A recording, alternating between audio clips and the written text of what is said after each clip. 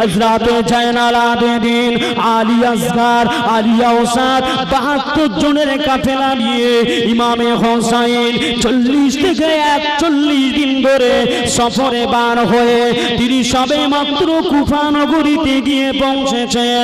রাতের বেলা পৌঁছেছেন।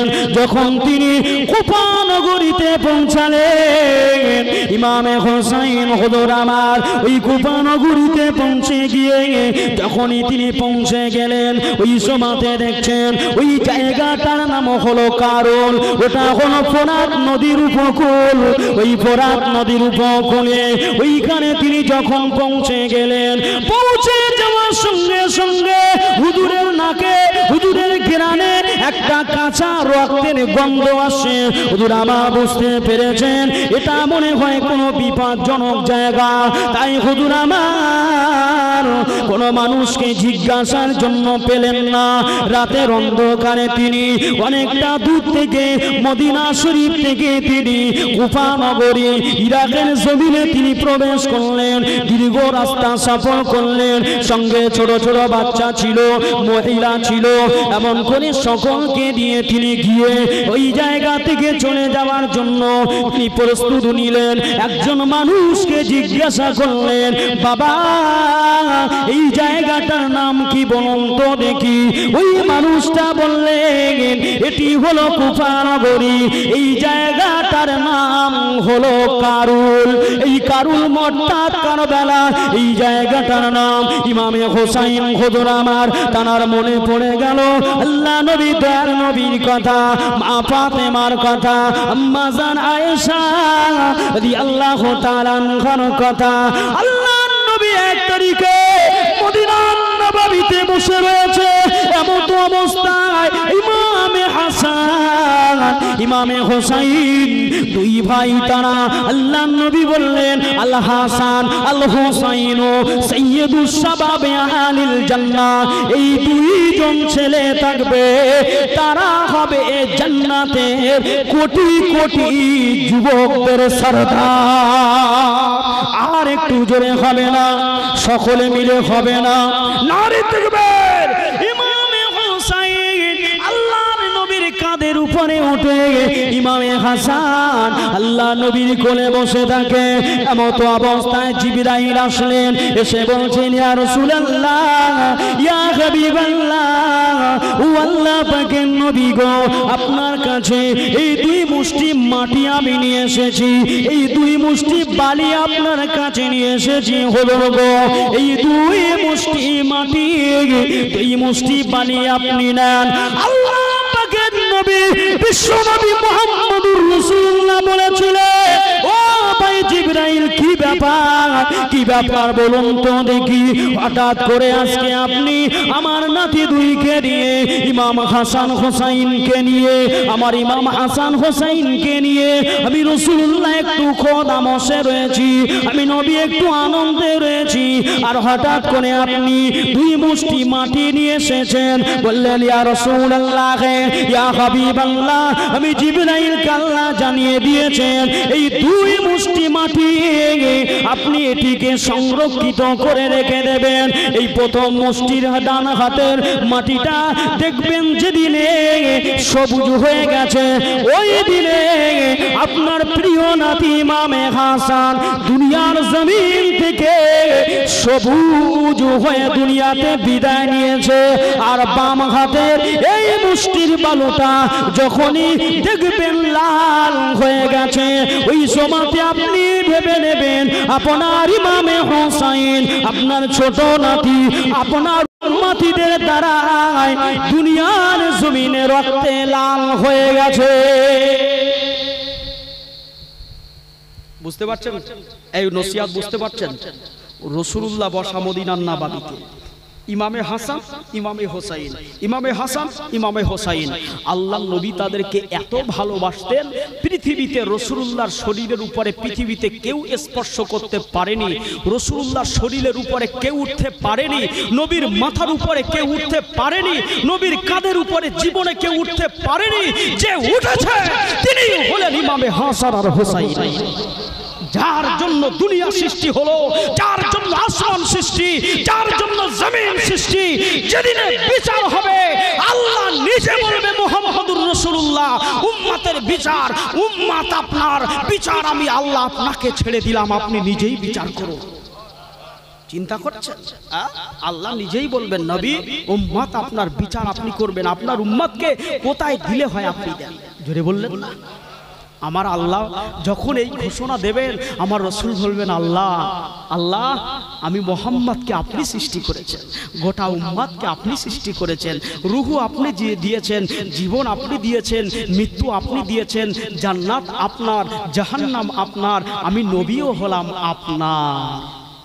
অতএব আপনার যেটা ইচ্ছা, আমার আল্লাহ পাক বলবেন হাবিব আইয়াব আসা রব্বুকা মাহকামাম মাহমুদা। কোরআনুল কারীমে আছে না সূরাতুল বনি ইসরাঈল 15 পারা, সূরাতুল বনি ইসরাঈল 15 পারা, আল্লাহ পাক বলছে আইয়াব আসা রব্বুকা মাকামাম মাহমুদা। হাবিব আমি আল্লাহ পাক আপনাকে যে সম্মানীয় আসন দান করেছি, কুরসি দান করেছি, যে স্থান দান করেছি, পৃথিবীতে আর দ্বিতীয় কাউকে আমি আল্লাহ দেই নেই। চিন্তা করেছেন?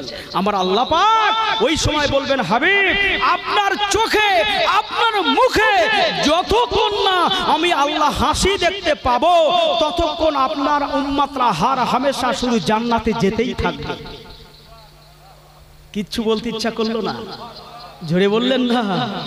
আল্লাহ কি বললেন? হাবিব আপনার মুখে, আপনার চোখে যতক্ষণ না হাসি আনন্দ আমি আল্লাহ দেখতে পাবো, ততক্ষণ আপনার উম্মতকে কোথায় দেব? আর হামেশা শুধু আমি আল্লাহ জান্নাতে দিতেই থাকবো। জোরে বলুন বলুন। আল্লাহ নবী ফরমাতে লাগলেন এ আমার উম্মতি গণেরা, এ আমার সাহাবারা, আমি নবী দা নবী, আমার একটা পাগল উম্মত, আমার একটা পাগল উম্মত, আমার একটা উম্মত এমন করে জাহান্নামে চলে যাবে, আমি নবী সহ্য থাকতে পারবো না, আমি নবী কন্দন করতে থাকবো, আমি নবী সুস্থ থাকতে পারবো না, আমি নবী হাসি খুশি বনে থাকতে পারবো না, আমার একটা উম্মত বাদ পড়বে, আমি নবী কোনো দিনের জন্য এটা আমি চাই না। আর আল্লাহ পাক বললেন হাবিব আপনার মুখে যতক্ষণ না হাসি ফুটবে, ততক্ষণ আমি আল্লাহ জান্নাতের 8টা দরজা খুলেই রেখে দেব। বুঝতে কি কিছু পেরেছেন? সায়েন্সের যুগ, এখন ডিজিটাল যুগ, টাচ করলেই কাজ, ঠিক কি না? এখানে আজ থেকে 20 বছর আগে, 20 থেকে 22 বছর আগে ফোন কি জিনিস মানুষ কি জানতোই না। আমি তো ছোটবেলায় ফোনটা কি জিনিস জানতাম না। ইঞ্জিন ভ্যান, ভ্যানে আবার ইঞ্জিন, এ জীবনেই দেখা যায়। 2002 সালে হঠাৎ করে ভ্যানে উঠলো ইঞ্জিন, হয়ে গেল কি ইঞ্জিন ভ্যান, মোটর ভ্যান, এসব ছিল বা এই ছিল পা রিক্সা। সারাটা জীবন ধরে ছোটবেলায় পড়াশোনা করেছি পা রিক্সা, গদি রিক্সা বলে একটা রিক্সা ছিল, ওই 2 জন করে প্যাসেঞ্জার নিয়ে যেত, ঠিক কিনা? আর এখন মানুষ দেখেন কত টেকনোলজি হয়ে গেছে, এখন আর কিছু করা লাগে না, সব পরিবর্তন হয়ে যাচ্ছে, পরিবর্তন হয়ে যাচ্ছে। যত দুনিয়া পরিবর্তন হচ্ছে, দুনিয়া যত টেকনোলজি হচ্ছে, যত ডিজিটাল হচ্ছে, বান্দার ঈমান তত কমজোরি হয়ে যাচ্ছে, কাঁচা হয়ে যাচ্ছে। আগে ছিল আপনার ঘর বাড়িগুলো কাঁচা মাটির, ঈমানগুলো ছিল পাকা, আর এখন ঘর বাড়িগুলো সব হয়ে যাচ্ছে পাকা, আর শুধু একটা জিনিসই আরো বেশি কাঁচা হয়ে যাচ্ছে, সেটি কি ঈমান। আগে ঘরের দরজা দেওয়ার তো কোনো পজিশন নেই, যদি বা দেওয়া হয় পাশে একজন কান্নাকাটি করলেও রাত্রে শোনা যেত।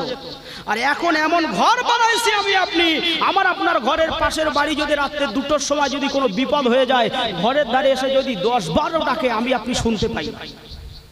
ঠিক বলছি না ভুল বলছি? মানে ঘরটাকে এত সুন্দর করে বানানো হয়েছে, লাস্ট পর্যন্ত খবর পাওয়া যাচ্ছে যে ফজরের নামাজ 41 দিনের মধ্যে একদিনও কোনোদিন আজান শুনতে পাইনি, নামাজ পড়া তো দূরের কথা। ঠিক বলছি না ভুল বলছি? তাহলে ঈমান পাকা হচ্ছে না কাঁচা হচ্ছে?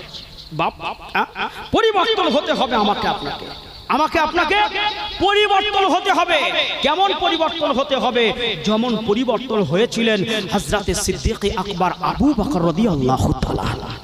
পরিবর্তন হয়েছিলেন ওমরে ফারুক হযরতে খাত্তাবের বেটা খলিফায়ে সানি ওমর ইবনে খাত্তাব রাদিয়াল্লাহু তাআলা। পরিবর্তন হয়েছিলেন হযরতে হাবশী বেলালে হাবশী রাদিয়াল্লাহু তাআলা। পরিবর্তন হয়েছিলেন হযরতে জুন্নুল মিসরি রাহমাতুল্লাহ আলাইহি। যদি বলুন জি। পরিবর্তন হয়েছিলেন বিশ্বের হাফিজ রাহমাতুল্লাহ আলাইহি। পরিবর্তন হয়েছিলেন হযরতে হাবিবে আজম রাহমাতুল্লাহ আলাইহি। পরিবর্তন হয়নি? কি পরিবর্তন হলো? যেই পরিবর্তন হলো, তওবা করলো, এমন তওবার মাকামে বসে গেল যে সঙ্গে সঙ্গে তার শরীর থেকে, তার চেহারা থেকে নূর জারি হয়ে গেল। জোরে বললেন না? সুফি আব্দুল মোমেন নাম শুনছেন? এই কোথায় বাড়ি? সুফি আব্দুল মোমেন সাহেবের বাড়ি কোথায়? তার প্রকৃত নাম কি?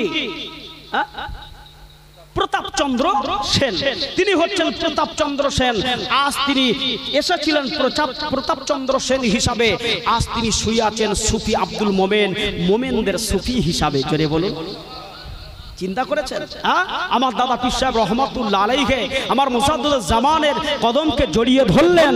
হুজুর, আপনি এমন কি মন্ত্র পড়েন যে আজকে 20টা 40টা বছর ধরে বাপ দাদুদের 50 বছর ধরে এমন ভাবে ব্রাহ্মণের বেটা ব্রাহ্মণের বেটা ব্রাহ্মণ হিসাবে ঠাকুরকে নিয়ে পূজা করি, জীবনে কোনোদিন কিছু খাওয়াতে পারলাম না, আর আপনি এমন কি মন্ত্র পড়লেন যে ঠাকুর খেয়ে ফেলল, প্রতিমা খেয়ে ফেলল?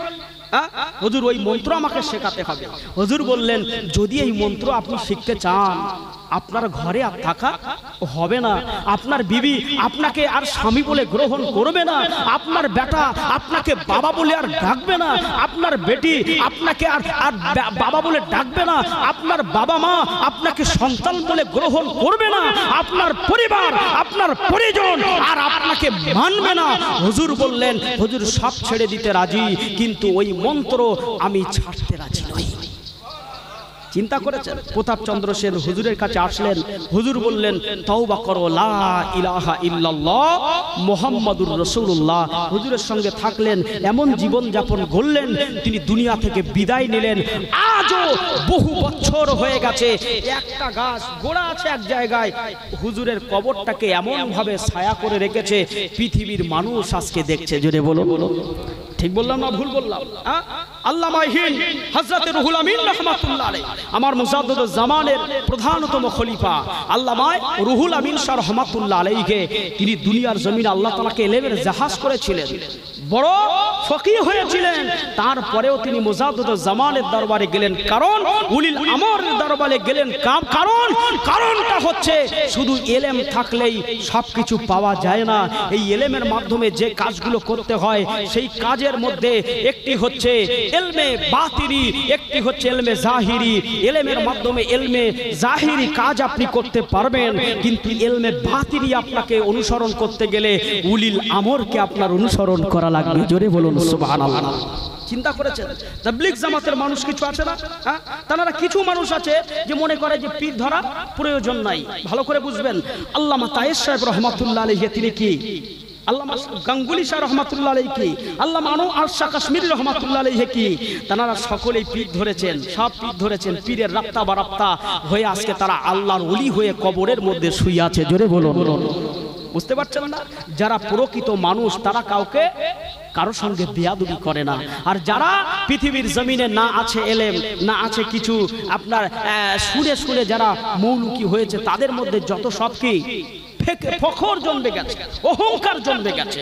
আর পৃথিবীর জমিনে উম্মতকে শেষ করবে একমাত্র ওই ফখর, অহংকার। আল্লাহ নবী বললেন, ও আমার উম্মতিগণেরা, ও আমার সাহাবারা, আমি নবী জানিয়ে দিলাম, দুনিয়ার জমিনেতে মানুষ অহংকারী হয়ে যাবে, গরম হয়ে যাবে, তাদের দিলটাকে এমন করে ফেলবে, মানুষ পাশ দিয়ে চলে যাবে, একজন একজনকে সালাম করবে না, একজনকে সালাম করবে না। ওটা হবে আখিরি জামানা। আল্লাহ নবী বললেন, ওই সময়তে ঘরে শান্তি থাকবে না, বাইরে শান্তি থাকবে না, সংস্থানে শান্তি থাকবে না, কাজে কারবারে শান্তি থাকবে না, স্বামী স্ত্রীর মধ্যে শান্তি থাকবে না, বাপ বেটার মধ্যে মিল থাকবে না, স্ত্রী বেটির মধ্যে মিল থাকবে না, ছেলে বাপের মধ্যে মিল থাকবে না, পাড়ায় মিল থাকবে না, গ্রামে মিল থাকবে না, সাগিরে মিল থাকবে না, কবিলায় মিল থাকবে না। আল্লাহ নবী বললেন, ওটি হলো আখিরি জামানা, শেষ জামানা। মুসলমান ছেলেরা, আল্লাহ নবী আজ থেকে ১,৫০০ বছর আগে বললেন ওই সময়তে দুনিয়ার জমিনেতে ঈমান রাখাটা এত কঠিন হয়ে যাবে, ঈমান রেখে দেওয়াটা, ঈমান বাঁচানোটা, ঈমান বেঁচে রাখাটা এত কঠিন হয়ে যাবে, হাতের তালুতে কয়লার আগুনের আঙ্গারা রাখাটা সহজ হয়ে যাবে, কিন্তু ঈমান রাখাটা বড় কঠিন হয়ে যাবে। আল্লাহ নবী আজ থেকে ১,৫০০ বছর আগে বলেছিলেন, এ মুসলমান গো ছেলে মেয়েরা, আব্বারা, তাই আমি আপনাদিগকে আবারও অনুনয় বিনয় করে বলি, নিজেরা সাবধানতা অবলম্বন করুন, ৫ ওয়াক্ত নামাজ আদায় করুন, রমজান মাসে রোজা রাখুন। আল্লাহ পাক যাদের শক্তি সমর্থন দিয়েছে, জীবনে একটা বার আল্লাহর খানায় কাবাতে যান, কাবা বাইতুল্লাহকে জিয়ারত করুন, রাসূলের দরবারে চলে যান, একবার আল্লাহর মেহমান হয়ে যান, একবার রাসূলুল্লাহর মেহমান হয়ে যান। আপনি আপনার বাড়ির, আপনার বেয়ের মেহমান হয়েছেন, আপনার ভাইয়ের মেহমান হয়েছেন, আপনার গ্রামের আপনার চাচাতো ভাইয়ের বাড়িতে দাওয়াত পড়েছে গিয়েছেন, আপনি তার মেহমান, আপনার ছেলের মেহমান হয়েছেন, আপনার আব্বার মেহমান হয়েছেন, আপনার শ্বশুরের মেহমান হয়েছেন, আপনার শাশুড়ের মেহমান হয়েছেন, আপনার বন্ধুর মেহমান হয়েছেন। একবার সরাসরি আল্লাহ তার রাসূলের মেহমান হয়ে যান। আল্লাহ তার রাসূলের মেহমান যারা হয়ে যাবে, তাদের ঠিকানাটা আমার আল্লাহ পাক দয়ার জান্নাতে লিখে দেবে। তাই আমি আপনাদেরকে বলবো, আল্লাহ নবী দেন, নবী নূর নবীকে অনুসরণ করুন। আল্লাহ নবী বললেন, ও বাবা সাহাবারা, আপনারা কি জানেন আমি রাসূলুল্লাহ, আমি মদিনা নববীতে বসা, জিবরাইল এসে আমাকে এই কথা জানালো। কোন কথা? ইমাম হাসান হোসেনের কথা বলছিলাম। আল্লাহ নবী তাই বললেন, ও বাবা সাহাবারা, আমি নবী, আমাকে জিবরাইল সেই কথা শোনালো। আমার নবী একবার ইমামে হাসানের দিকে তাকান, একবার ইমামে হোসাইনের দিকে তাকান। আমার নবী নূর নবী চোখ দিয়ে মন করে ঝরঝর ঝরঝর ঝরঝর ঝরঝর করে পানি ঝরতে লেগেছেন।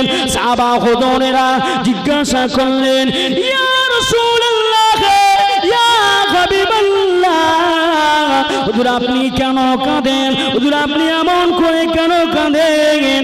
ইমামে হাসান, ইমামে হোসাইন আপনার কাছে যখন থাকে, আপনার বাবার কথা আপনার মনে পড়ে না, আপনার মায়ের কথা আপনার মনে পড়ে না, আপনার ছোটবেলার কথা আপনার মনে পড়ে না।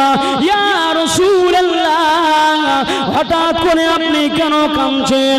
আমার নবী ওই সময় বললেন, ও আমার সাহাবায়ে কেরামেরা, এই মাত্র জিবরাইল আমিন আলাইহিস সালাম, আমি রাসূলুল্লাহ, আমার কাছে এসে এলান করে গেলেন, আমার কাছে এসে বলে গেলেন, আমার ইমামে হাসান, ইমামে হোসাইনকে আমি নবী, আমার ইমামে হাসানকে আমার শরীরের একটা অঙ্গ বলে মনে করি, আমি নবী আমার শরীরের অপর অঙ্গ ইমাম হোসাইন, আমার ইমাম হাসান আর ইমাম হোসাইনকে আমার উম্মতিরা শহীদ করে দেবে, আমার উম্মতিরা আমার ইমামে হাসান হোসাইনকে শহীদ করে দেবে, জীবনে লাল হয়ে উম্মতের জন্য শহীদ হয়ে যাবে। তাই আমি রাসূলুল্লাহ ইমামে হাসান হোসাইনের কথাটা ভেবে কাঁদি। তাহলে ইমামে হাসান ও হোসাইন কার জন্য শহীদ হয়েছে? কথা বলেন। নানা জানের উম্মতের জন্য। নানা জানের উম্মত কারা? কারা বলেন তো? ওই আওয়াল সিদ্দিকের ওই পাশ থেকে আধাটা যারা আছে ওই দিকে, গাদামারা ছড়িয়া ওই দিকে আছে আখিরি জামানার নবীর উম্মত, এগুলো আবার অন্য নবী। আমরা কারা? কথা বলেন। আপনারাও তালসা বালিশের দিকে যারা আছে ওনারাও? আচ্ছা আচ্ছা, যাক আলহামদুলিল্লাহ। তাহলে আখিরি জামানার নবীর উম্মতের জন্য দুজন কোরবান হবে। কে কে? কে কে? ইমামে হাসান আর ইমামে হোসাইন রাদিয়াল্লাহু তাআলা আনহুমা। তারা দুজন কুরবান হবে। এই খবর কার কাছে দেওয়া হয়েছে? রাসূলুল্লাহর কাছে। আর দুই মুষ্টি কি দেওয়া হয়েছে? বালি দেওয়া হয়েছে, মৃত্তিকা মাটি দেওয়া হয়েছে। রাসূল পাক সাল্লাল্লাহু আলাইহি ওয়াসাল্লাম ওই বালি দুমুঠো নিয়ে হযরতে উম্মাহাতুল মুমিনিন, জগতের মোমেনদের মা, নাম তার মা আয়েশা হুমায়রা তাহেরা রাদিয়াল্লাহু তাআলা আনহা, আমাদের আম্মাজান, ছোট আম্মাজান আয়েশা সিদ্দিকা রাদিয়াল্লাহু তাআলা আনহাকে দিলেন আর বললেন, আয়েশা এই মাটি দুটো আপনি রেখে দেবেন। এই মাটি যখন, এটা যখন সবুজ হবে মনে করবেন আমার বড় দৌহিত্র আর দুনিয়াতে নেই। যখন এই ছোট এই বাম হাতের মাটিটা যখন লাল হয়ে যাবে মনে করবেন আমার ছোট দহিত্রটা আর দুনিয়ার জমিনে নেই, শহীদ হয়ে গেছে। তবে আল্লাহ পাক এটাও জানিয়েছে, হাবিব আপনার উম্মতের জন্যই এটা হচ্ছে। আপনার ইমাম আর হাসান হোসাইনকে ওসিলায় ময়দানে হাসরের দিনে কোটি কোটি আপনার উম্মত নাজাত পেয়ে যাবে। চিন্তা করেছেন? আচ্ছা, ইমামে হুসাইন রাদিয়াল্লাহু তাআলা আনহুর শহীদ সম্পর্কে আমরা বেশি জানি, ইমামে হাসান হুজুরের শহীদ সম্পর্কে খুব বেশি আমরা জানি না বা জানার চেষ্টা করি না। তা আমি যেটা আপনাদের কাছে জিজ্ঞাসা করতে চাইছি, যেটা জানতে চাইছি, ইমামে হুসাইন রাদিয়াল্লাহু তাআলা আনহু কেন, কিসের জন্য তিনি কুফা নগরীতে গেলেন? 40টা দিন ধরে তিনি কষ্ট করে মেহনত করে ওই কারুল নামক জায়গাতে ইরাকের জমিনেতে গিয়ে তিনি নানা জানের আপনার কিছু উম্মতের বিরুদ্ধে তিনি আপনার কিনা কি বলে ইসলামের বিরুদ্ধে, যারা ইসলামের বহিরাগত হয়ে দুনিয়াতে কাজ করছে তাদের ব্যাপারে তিনি সোচ্চার হলেন। কারণটা কি? কারণটা হচ্ছে অন্য কিছু নয়। এই ইয়াজিদ আল্লাহর নবীর সাহাবা একজন হলেন হাজ্জাজ বিন ইউসুফ, নাম শুনছেন? নাম শুনছেন তো? এই হাজ্জাজ বিন ইউসুফ ইনি হচ্ছেন কাতেবে ওহী। আর একজন হলেন আমির মাবিয়া, চেনেন তো? নাম শুনছেন? এই আমির মাবিয়া রাদিয়াল্লাহু তাআলা আনহু ইনি কিন্তু রাসূলুল্লাহর বড় একজন সাহাবা। ইনি হলেন কাতেবে ওহী। আল্লাহর নবীর কাছে যখন ওহী নাজিল হতো, ওহী মানেই হচ্ছে কোরআন। ওহী মানে কি? একটি হচ্ছে ডাইরেক্ট আর অপরটি হচ্ছে ইনডাইরেক্ট। ডাইরেক্ট মানে হচ্ছে কোরআন, ওহিয়ে মাতলু, আর ওহিয়ে গায়ের মাতলু ইনডাইরেক্ট যেটা, ওটি হচ্ছে হাদিসে রাসূল। জেনে বলো, বুঝতে পারছেন তো? জি, আলোচনা বুঝে নেবেন, আলোচনা বুঝিয়ে দেওয়ার মতো সেই জ্ঞান গরিমা আমার নাই। আমি আপনাদেরকে এসে বলছি, যেটা সমস্যা হবে, বুঝতে অসুবিধা হবে, আমাকে একটু নক করবেন, একটু জিজ্ঞাসা করবেন। জি, তো রাসূল পাক সাল্লাল্লাহু আলাইহি ওয়াসাল্লাম তিনি বলেছিলেন, আমিরে মাবিয়া তুমি বিবাহ করো কি না, কারণ এ খবর আল্লাহ পাক আমার নবীকে ইলহাম করেছিলেন যে এই আমির মাহবিয়া এ বিবাহ করবে, এর ঔরাসে দুনিয়াতে পয়দা হবে সন্তান, তার ঔরাসে দুনিয়ায় পয়দা হবে সন্তান। ওই সন্তান রাসূলুল্লাহর বংশকে দুনিয়াতে ধ্বংস করবে, নবীর বংশকে রক্তাক্ত করে ছাড়বে। বুঝতে পেরেছেন? আল্লাহ নবী বলেছিলেন, ও আমিরে মাবিয়া তুমি বিবাহ করো না। দুনিয়া জমিনে আমিরে মাবিয়াকে আমার আল্লাহ পাকের হুকুমে এমন একটা ব্যাধি হলো, এমন একটা রোগে তিনি আক্রান্ত হয়ে গেলেন, যেখানে যে সমস্ত ডাক্তার, কবিরাজ, বৈদ্য, হাকিমের কাছে তিনি যান, সকলেই একই পরামর্শ দিলেন যে আপনার যে রোগ হয়েছে, এই রোগের যে ঔষধ সেটি হচ্ছে আপনাকে দ্রুত বিবাহ করতে হবে। কথা কি বুঝতে পেরেছেন? এর জন্যই তিনি বিবাহ করেছিলেন। এই বিবাহ করবার পরে তার ঔরাসে একজন সে আপনার কিনা সন্তান পয়দা হলো। ওই সন্তানের নাম হলো ইয়াজিদ। কি বললাম? ইয়াজিদ। এই সময়তে হযরত আল্লাহর নবী দুনিয়াতে বিদায় নিলেন, হযরত আবু বকর হুজুর দুনিয়াতে বিদায় নিলেন, হযরত ওমর হুজুর দুনিয়াতে বিদায় নিলেন, হযরত উসমান হুজুর দুনিয়াতে বিদায় নিলেন, হযরত আলী হুজুর তখন রইলেন। এমত অবস্থায় একটি জিহাদ হয়েছিল, ওই জিহাদের নাম হলো জঙ্গে জামাল। জঙ্গে জামাল নাম শুনছেন? মানে হলো উটের যুদ্ধ।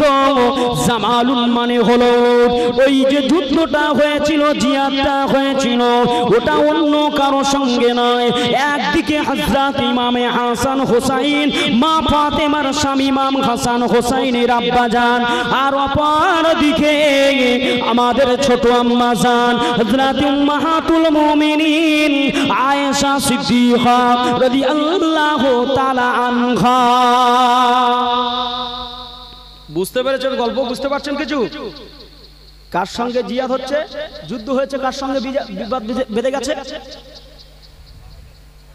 আরে শাশুড়ি আর জামার মধ্যে, শাশুড়ি আর জামার মধ্যে যুদ্ধ হচ্ছে, বুঝতে পারছেন তো? মানে এই মানুষের সঙ্গে যারা আছে এরা কিছু মানুষ আছে মুনাফিক। এই মুনাফিকরা আম্মাজান আয়েশা সিদ্দিকার বিরুদ্ধে কিছু কথা নিয়ে আলীউল মুর্তজা হুজুরের কাছে গিয়েছে, ইসলামের ক্ষতি করছে। আর আলী হুজুরের বিরুদ্ধে ইসলামের ক্ষতি করছে এইরকম কিছু কথা আম্মাজান আয়েশার কাছে এসে বলেছে। আম্মাজান আয়েশা বললেন, যদি এটা হয়, যদি আমার নবীর বিরুদ্ধে চলে যায়, আমি আয়েশা আমার শরীরে এক বিন্দু রক্ত থাকা অবস্থায় আমি আয়েশা তাকে ছেড়ে দেব না। জোরে বলুন। চিন্তা করেছেন? কারণ নবী জীবনে কত কষ্ট করেছেন। আল্লাহর নবী একদিন আল্লাহর হাবিব নির্জনে নিরালায় তিনি গোসল করছেন, আম্মাজান গোসল করাচ্ছেন। কে গোসল করাচ্ছেন? আম্মাজান, ছোট আম্মাজান আয়েশা সিদ্দিকা রাদিয়াল্লাহু তাআলা আনহা গোসল করাতে করাতে আল্লাহর নবীর শরীর মোবারকে, আল্লাহর নবীর বডিতে, আল্লাহর রাসূলের চেহারায় আম্মাজান পানি ঢেলে দিচ্ছেন, রাসূলুল্লাহর শরীরটাকে মর্দন করে দিচ্ছেন। এমতো অবস্থায় দেখছেন রাসূলুল্লাহ জামাটা, সাধারণত আল্লাহর নবী জামা গেঞ্জি খুলে রাসূলুল্লাহ কোনোদিন বেড়াতেন না, নবীর শরীরটা সবসময় ঢাকা থাকতো।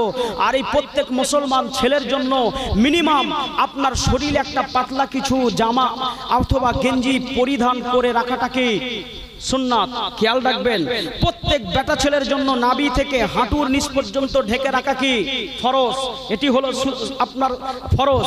আর প্রত্যেক মহিলার জন্য পায়ের গাঁটু থেকে নিয়ে হাতের এই গাঁটু থেকে নিয়ে মুখমণ্ডল বাদে বাকি অংশ ঢেকে রাখাটা কি ফরজ, এটা কিন্তু খেয়াল রাখবেন। দরুদ শরীফ আল্লাহুম্মা। কটা বাজে?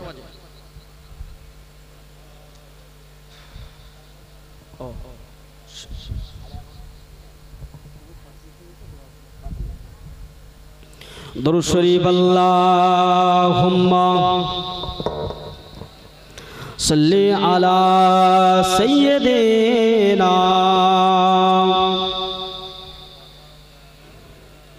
ওয়া আলা আলি সাইয়্যিদিনা। আমার এই কণ্ঠে তুমি তোমার ওই বাণী তুলেছ, বুকের দেরাজে তুমি কোরআনের স্থান দিয়েছ। এত ভালোবাসো কেন মালিক আমার, কি করে শুকর তার করি আদায়। এত ভালোবাসো কেন মালিক আমার, এত ভালোবাসো কেন মালিক আমার। আমার এই কণ্ঠে তুমি তোমার ওই বাণী তুলেছ, বুকের দেরাজে তুমি কোরআনের স্থান দিয়েছ। পৃথিবীর দিকে দিকে অযোধরীদের কণ্ঠ আমার নামে তোমার গীতে। পৃথিবীর দিকে দিকে অযোধরীদের কণ্ঠ আমার নামে তোমার গীতে। দাও ফিকিয়ে আমার নিয়ামত বেসমার, দাও ফিকিয়ে আমার নিয়ামত বেসমার। পড়ে নো মন সিজদায়, এত ভালোবাসো কেন মালিক আমার। যে বললেন না আমাদের আল্লাহ ভালোবাসেন না, আমাদেরকে ভালোবাসেন না। আল্লাহ ভালোবাসেন বলে আমার আল্লাহ আমাদেরকে ঘর থেকে ঘাট ধরে আল্লাহ জান্নাতের বাগিচায় এসে বসার সুযোগ করে দিয়েছে। এত ভালোবাসো কেন মালিক আমার। পৃথিবীর দিকে দিকে অযোধরীদের কণ্ঠ আমার নামে তোমার গীতে। পৃথিবীর দিকে দিকে অযোধরীদের কণ্ঠ আমার নামে তোমার গীতে। দাও ফিকিয়ে আমার নিয়ামত বেসমার, দাও ফিকিয়ে আমার নিয়ামত বেসমার। পড়েন মন সিজদায়, এত ভালোবাসো কেন মালিক আমার, এত ভালোবাসো কেন মালিক আমার, এত ভালোবাসো কেন মালিক আমার। হে দয়ার পথে পথে জীবন সমূল করতে আমার তুমি করো কবুল। জোরে বললেন না, হে দয়ার পথে পথে জীবন সমূল গড়তে আমার তুমি করো কবুল। জোরে বলুন সুবহানাল্লাহ। হে দয়ার পথে পথে জীবন সমূল গড়তে আমার তুমি করো কবুল। কোরআন গে যাই তোমাকেই যেন পাই, কোরআন গে যাই তোমাকেই যেন পাই, পায়ে পথে চলি তোমার আশায়। এত ভালোবাসো কেন মালিক আমার, পথে চলি শুধু তোমারই আশায়। এত ভালোবাসো কেন মালিক আমার, এত ভালোবাসো কেন মালিক আমার। আমার এই কণ্ঠে তুমি তোমার ওই বাণী তুলেছো, বুকের দেরাজ তুমি কোরআনের স্থান দিয়েছো। আল্লাহুম্মা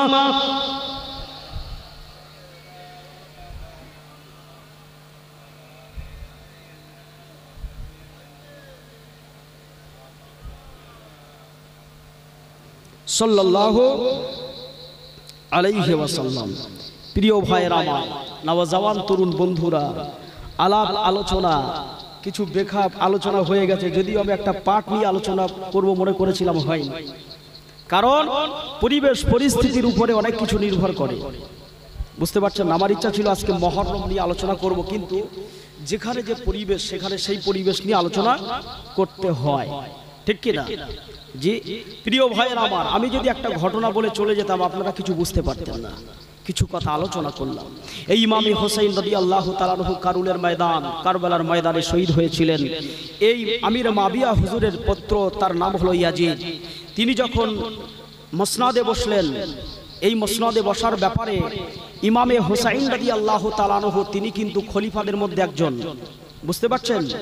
আল্লাহর নবীর পরে আবু বকর সিদ্দিক, আবু বকর সিদ্দিক হুজুরের পরে ওমরে ফারুক, ওমরে ফারুক হুজুরের পরে উসমানে গনি, উসমানে গনির পরে হযরতে আলী উল মুর্তজা আসাদুল্লাহিল গলিব, আর আসাদুল্লাহিল গলিব আলী হুজুরের পরে তার বড় ছেলে নাম তার কে? ইমামে হুসাইন রাদিয়াল্লাহু তাআলা আনহু। এই ইমামে হুসাইন রাদিয়াল্লাহু তাআলা আনহু 6 মাস তিনি খলিফা। ইমামে হাসান রাসূলুল্লাহ, ইমামে হাসান রাদিয়াল্লাহু তাআলা আনহু রাসূলুল্লাহর বড় নাতি, তিনি এই খলিফা পদে 6 মাস সমাসীন হয়েছিলেন। আর যখনই হয়েছে, এই আমিরে মাবিয়ার কিছু দলবল ছিল মানুষ, তারা বলছে যে এই সময়ের সবচেয়ে বুজুর্গ মানুষ, বড় মানুষ থাকতে হয়তো আমিরে মাবিয়া আছে, এখানে কেন ইমামে হাসান খলিফা হবে? এই বুঝতে কি পারছেন কথা? এটাই হচ্ছে তার সূত্রপাত, এই হচ্ছে সূত্রপাত। এবারে চক্রান্ত করে কি করলো, ইমামে হাসান রাদিয়াল্লাহু তাআলা আনহুকে 6 মাস খলিফা পদে থাকা অবস্থায় 6 মাস পরে তাকে বরখাস্ত করে দেওয়া হলো। সেখানে নিজে আপনার নিজেরা আলোচনা করে উপনীত হয়ে আমিরে মাবিয়াকে কি করলেন, খলিফা নিযুক্ত করলেন। ভালো করে বোঝার চেষ্টা করবেন, এই ইমামে হুসাইন হুজুরকে কারবালার ময়দানে কেন শহীদ করা হয়েছিল? 72 জন কাফেলা নিয়ে গিয়েছিল, বহু মানুষ তারা শহীদ হয়েছিল। নারী দুনিয়াতে বিদায় নিয়েছিল, ছোট ছোট দুধের শিশু বাচ্চা জাইনাল আবেদিন, আলী আসগার, আলী আওসাদ দুনিয়া থেকে বিদায় নিয়েছিলেন। কারণটা হচ্ছে এই জায়গায় যখন মাবিয়া রাদিয়াল্লাহু তাআলা আনহু আমিরে মাবিয়া তিনি যখন সমাসীন হলেন খলিফা, ইনি খলিফা হলেন, ইনি কিন্তু রাসূলুল্লাহর একজন ভালো সাহাবা। তানাকে কোনো মতেই গালাগালি তো করা দূরের কথা, কোনো মন্তব্যই তার নামে করা যাবে না। কারণ নবীকে যিনি ইমানের সঙ্গে দেখেছেন, নবীর হাতে হাত দিয়েছেন, ইমানের কালমা পড়েছেন, ইমানের শহীদ দুনিয়া যাপন করেছেন, তিনি কি? রাসূলের সাহাবা। নবীকে অনেকজনা দেখেছে, আবু আপনার কিনা আবু জাহেল দেখেছে, আবু লাহাব দেখেছে, উতবা দেখেছে, সাইবা দেখেছে, মুগিরা দেখেছে, আপনার কিনা আবু সুফিয়ান দেখেছে। এরা কি রাসূলের সাহাবা? এরা নবীর দুশমন, নবীর জাহানের দুশমন, রাসূলের প্রাণের দুশমন, কোরআনের দুশমন, তাওহীদের দুশমন, রিসালাতের দুশমন, মুমিন মুসলমানের দুশমন। প্রিয় ভাই আমার, তো ইমামে হাসান রাদিয়াল্লাহু তাআলা আনহুকে এই খলিফা পদ থেকে বরখাস্ত করে দেওয়া হলো। দেওয়ার পরে আমির মাবিয়া হুজুর বসলেন। বসবার পরে তার যে সন্তান, তার নাম হলো কি? ইয়াজিদ। ওই ইয়াজিদকে তিনি যখন মারা যাবেন, মারা যাওয়ার আগে তিনি ওসিয়াত করলেন, আমার পরে এই খলিফা পদে সমাসীন হবেন আমার বেটা, নাম তার ইয়াজিদ। বুঝতে পারছেন তো? এই যে তিনি ওসিয়াত করে গেলেন, এটাই হচ্ছে সবচেয়ে বড় ক্ষতি। ইনি যখন বিদায় নেবেন, এনার পরে এনার একজন সন্তান, ইয়াজিদের সন্তান, যার নাম হলো মারওয়ান। বুঝতে পারছেন? যার নাম ইয়াজিদের ছেলের নাম কি? মারওয়ান। এই ইয়াজিদের চক্রান্তে, মারওয়ানের কূটনৈতিক বুদ্ধিতে, উবাইদুল্লাহ বিন জিহাদের চক্রান্তে, বুঝতে পারছেন না? এই উবাইদুল্লাহ বিন জিহাদ হচ্ছে কুফা নগরীর এই কাফেরদের একজন উপদেষ্টা মণ্ডলী। কূটনৈতিক বুদ্ধি খুব চালচাল।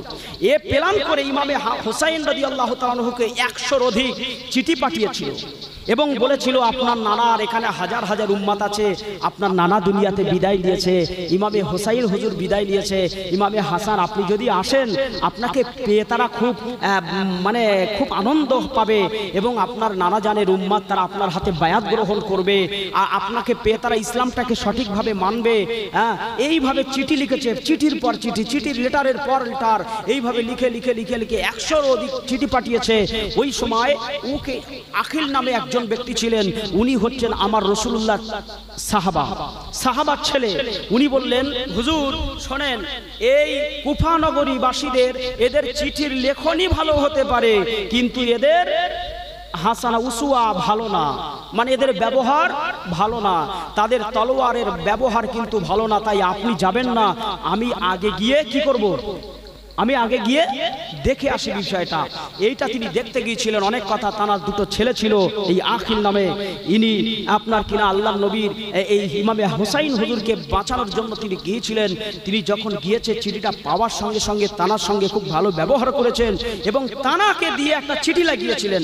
এই চিঠিটা যখন আপনার উকিল মারফত, আপনার যাকে বলা হয় পিয়ন, এই পিয়ন মারফত আবার হযরতে আখিলের মাধ্যম দিয়ে চিঠি লিখিয়ে ওই চিঠিটা যখন ইমামে হুসাইন হুজুরের কাছে পাঠানো হয়ে গেছে, তিনি অলরেডি মদিনার জমিনে চলে এসেছে।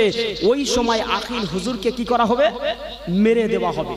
তিনি চিন্তা করলেন, আমি মারা যাব, আমার দুটো সন্তান মারা যাবে, কোনো চাপ নেই, কিন্তু আমার এই চিঠি লেখনির মাধ্যমে তো ইমাম হুসাইন হুজুর আসবে, ইমাম হুসাইনের সঙ্গে আরো অনেক কাফেলা আসবে, অনেক মানুষ আসবে, তাদেরকে যদি শহীদ করে আমি রাসূলুল্লাহর দরবারে কিয়ামতের ময়দানে কি বলে জবাব দেব? এই জন্য তিনি চেষ্টা করেছিলেন যে যাতে করে ওই চিঠিটা রাস্তা থেকে কেড়ে নেওয়া যায়। তাকে একটা আপনার পাখিকে ডাক দিলেন, এই আল্লাহর জমিনে আল্লাহর সৃষ্টি পাখি, চলে এসো। ইমামে হুসাইনের কাছে চিঠি পাঠানো হয়েছে। এই চিঠি পৌঁছানোর আগে ইমামে হুসাইনকে বলে দাও গিয়ে, যেন ইমামে হুসাইনের এই চিঠির লেখনী ভালো, কিন্তু এই চিঠি পাঠানোর পরে আমার সঙ্গে যে ব্যবহার করছে, এই ব্যবহারটা ভালো না। হযরতে আখিল হুজুরকে জবাই করে দিলেন, শেষ করে দিলেন। তানার দুটো সন্তান ছিল, তাদেরকেও শেষ করে দিয়েছিলেন। আপনারা জানেন, ছোট ছোট দুটো বাচ্চা একজন বেদির মহিলার ঘরে ছিল, তাদেরকেও শেষ করে দিলেন। দেওয়ার পরে হুজুর তো খবর পেলেন না, তখন তো এই টেলিফোনের ব্যবস্থা ছিল না। চিঠির মাধ্যমে একটা চিঠি যাবে তো 1 মাস 1.5 মাস 2 মাস ধরে টাইম লাগবে, বুঝতে পারছেন না? আবার একটা খবর আসবে তো এইভাবে। তখন আপনারা জানতেন, হুজুরদের দাওয়াত করতেন আগে কি, যে গিয়ে হুজুরের দরবারে গিয়ে দাওয়াত করে আসলাম, আর কোনো খবর নাই। হুজুর জলসার সময় ঠিক সময় মতো একদিন আগে 5 ঘন্টা আগে সকালবেলা এসে বসে থাকতো। আর এখনো সিস্টেম আছে, এখন ফোনের মাধ্যমে সকালে হুজুর আসবার টাইম হয়ে গেছে, ফোন করছেন, সকালে ফোন করছেন, সিস্টেম হয়ে গেছে আলাদা। ঠিক হযরতে আপনার কিনা হুজুরের কাছে এইভাবে চিঠি পাঠানোর পরে হুজুর সব সাজ সরঞ্জাম রেডি হয়ে নিয়ে চলে আসলেন। আসবার পরে কুফা নগরীতে যখন আসলেন, অনেক কথা, কুফা নগরীতে আসবার পরে হুজুর দেখছে এই যে ইয়াজিদের বেটা মারওয়ান, এর চাল চলন খুব ভালো নয়, যা কথা কথাবার্তা করছে, যা চালচলন, যা রীতিনীতি, কৃষ্টি কালচার সব রাসূলুল্লাহ সুন্নতের কি বরখেলাফ, কোরআনের বরখেলাফ। তিনি বললেন আমাকে আপনাকে খলিফা বলে মানতে হবে না, আমিরুল মুমিনিন বলে মানতে হবে না, আমি আপনাকেই খলিফা বলে মানব, তবে শর্ত হচ্ছে আপনাকে রাসূলুল্লাহর সুন্নাত অনুযায়ী জীবনযাপন করতে হবে। কথা কি বোঝা গেল? কাফেরেরা কি কোনোদিন রাসূলের সুন্নাত মানবে? ওর মধ্যে তো ঈমানই নেই, ও তো মুনাফিক, ও তো মুনাফিক। কাফেরের চেয়ে আরো ক্ষতিকারক জিনিস হচ্ছে মুনাফিক। বুঝতে পারছেন না? হুজুরকে তখনই চক্রান্ত করে হুজুরকে মারা হলো। হুজুর বলেছিলেন আমি চলে যাচ্ছি, আমাকে ছেড়ে দাও, আমি তো যুদ্ধ করতে আসেনি, আমাকে তো ভালো কথা বলে লিখে আমাকে নিয়ে এসেছেন, তাহলে কেন আমার সঙ্গে এই ব্যবহার করছেন? প্রিয় ভাইয়ের আমার, ইমামে হোসাইন হুজুরকে জোর করে যুদ্ধ করানোর জন্য বাধ্য করা হয়েছিল। তারপরে তিনি অনেক ব্যাপার স্যাপার ঘটে যাওয়ার পরে তিনি দুনিয়াতে বিদায় নিয়েছিলেন। মুহররম মাসের 10 তারিখে জুম্মার নামাজ পড়লেন। তিনি জিহাদ করতে করতে জিহাদের ময়দানে কাফেররা দেখতে পাচ্ছে জিহাদের ময়দানে একটা ঘোড়া ঘুরছে। ওই ঘোড়াটা পৃথিবীর কোনো ঘোড়া নয়, ওই ঘোড়াটা হচ্ছে মুহাম্মাদুর রাসূলুল্লাহর ঘোড়া। জোরে বললেন না? পৃথিবীতে আজকে আপনার কারবালার ময়দানে একজন মানুষ পাগড়ি পরে রয়েছে, ওই পাগড়িটা পৃথিবীর কোনো পাগড়ি নয়, ওই পাগড়িটা হচ্ছে মুহাম্মাদুর রাসূলুল্লাহর পাগড়ি। আজ কারবালার ময়দানে 10ই মুহররমে জিহাদ করছে একজনা, ওই জিহাদের ময়দানে যিনি জিহাদ করছে তার হাতে যে তলোয়ারটা রয়েছে, ওই তলোয়ারটা পৃথিবীর কারো তলোয়ার নয়, ওই তলোয়ারটা হচ্ছে মুহাম্মাদুর রাসূলুল্লাহর সেই জুলফিকার নামে তলোয়ার। বুঝতে পারছেন না? তাদের কারো সাহস হলো না ইমামে হোসাইনের কাছে যাওয়ার। অনেক কথা ইমামে হোসাইন অনেকটা শহীদ করে দিয়ে সর্বশেষ তিনি নামাজে দাঁড়িয়ে গেছেন জুমার দিনে।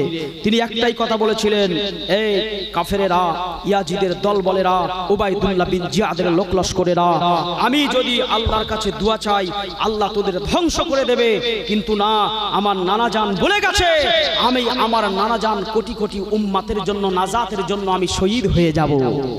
তাই আমি আজকে 2 রাকাত নামাজ পড়ব, নামাজের পরে তোরা আমাকে শহীদ করবি, আমাকে সামনের দিক থেকে খবরদার তলোয়ার চালাবি না, কারণ কিয়ামত পর্যন্ত যদি তোদের ধারালো তলোয়ারগুলো দিয়ে চালাতে থাকিস, কিয়ামত পর্যন্ত একটা পশম তোরা কাটতে পারবি না, কারণ এই গলাতে আমার নানাজান নূরে মুজাসসামের নূরের ঠোঁট দিয়ে চুমা দিয়েছিল। আমার নানাজান তোদের জবাই করার জন্য,